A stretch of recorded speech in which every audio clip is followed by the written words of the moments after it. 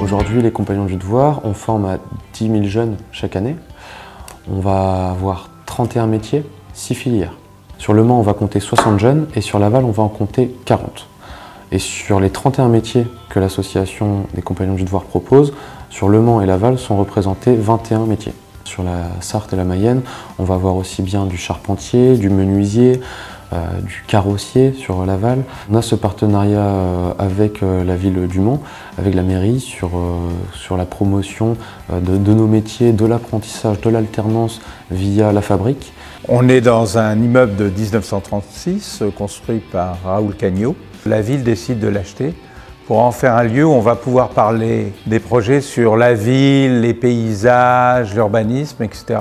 Parmi ceux qui fabriquent cette ville, il y a bien sûr les architectes, c'est connu, les paysagistes, c'est connu, mais il y a aussi tous les artisans. Et au milieu de ces artisans, il y a un cas particulier que moi je connais bien et qu'on connaît bien au Mans, qui sont les Compagnons du Devoir. Et donc l'idée, c'est d'associer ces Compagnons du Devoir pour que, on sache qu'ils existent, qu'on présente ce qu'ils font et comment les compagnons sont une pièce obligatoire quand on est en train de parler d'architecture et d'urbanisme.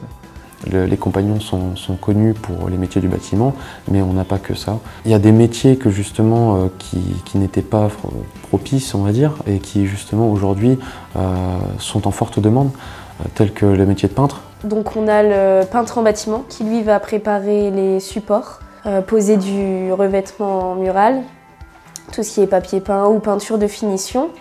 Et après on a le peintre décorateur, donc moi ce que j'aimerais faire, c'est là pour tout ce qui... On va travailler surtout la finition, donc tout ce qui va être trompe-l'œil, imitation de matière. J'ai voulu intégrer les Compagnons du Devoir et du Tour de France pour l'amour et la passion du métier, car les formations sont de qualité. Le rythme qui est assez intense nous permet de vraiment développer des techniques de travail et de développer des projets personnels. On n'aurait peut-être pas la même occasion de le faire dans d'autres centres de formation.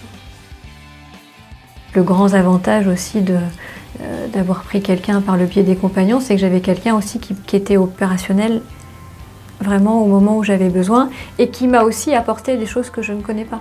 Nous, on est une entreprise nous travaillons beaucoup sur du travail traditionnel et c'est vrai que tout ce qui est partie moderne, donc tout ce qui est partie plutôt garnissage mousse, c'est des choses qu'on avait moins l'habitude de faire. Donc par le biais du RAN, on a eu aussi un apport de technique. Qu'est-ce que c'est pour quelqu'un qui ne connaît pas le métier de tapissier, on va dire généraliste? C'est celui qui va apporter du confort et de l'esthétisme au sein d'un habitat grâce aux matériaux souples et aux textiles principalement. Au Crapaud Guindet où je travaille, on a quand même sur 80% de mobilier. Donc on va dire du 18e jusqu'à nos jours, bien sûr en variant les techniques en fonction des époques et des prérogatives aussi des clients. Ce qui est relativement proche d'ailleurs d'un autre métier qui est celui de sellier. La vraie différence, c'est que le sellier va travailler sur tous les moyens de transport. Donc la voiture, une moto, un train, un avion. Nous sommes selliers garnisseurs, donc nous travaillons les trois matières, souple, le cuir, le tissu et l'escaille. Ça fait quelques années qu'on était dans l'optique de prendre une personne supplémentaire. Donc il y avait une volonté de qualité à travers des compagnons, notre recherche, et aussi une volonté de trouver quelqu'un qui puisse, sur du long terme, être avec nous. J'étais pas partie pour la sellerie au départ.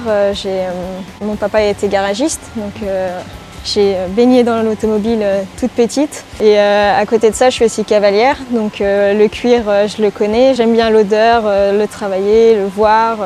Je travaille sur tout ce qui va être les sièges de bus, tout ce qui va être également des assises de véhicules, des dossiers également, tout ce qui va être refaire des coutures. Je m'attendais à rien en particulier. Moi, je veux apprendre. Tout ce que je peux apprendre, je vais tout donner pour le savoir, le connaître et pouvoir l'appliquer ensuite. Certes, c'est un planning assez chargé. Après, comme je le dis souvent, c'est vrai qu'on pense compagnon, on pense rigueur, on pense savoir-faire, savoir-être, avant tout le savoir-être, excellence. Il n'y a rien sans rien. Il faut travailler pour obtenir justement une qualité supérieure. C'était un grand pas à franchir à l'époque où je suis arrivé chez les Compagnons. Je me souviens encore d'avoir rencontré mon premier compagnon en arrivant sur Paris. Il avait à peine 4 ans de plus que moi et pourtant j'avais l'impression d'avoir un homme en face de moi et je ne comprenais pas pourquoi. Et après un cursus passé au sein Au sein des compagnons, finalement, les choses évoluent tellement rapidement et d'elles-mêmes, au sein, voilà, et puis au gré de toutes les rencontres qu'on peut faire. Le plus difficile, c'est sans doute de faire le premier pas, mais une fois qu'on est dedans, on se laisse porter et on grandit beaucoup plus rapidement que dans n'importe quelle structure.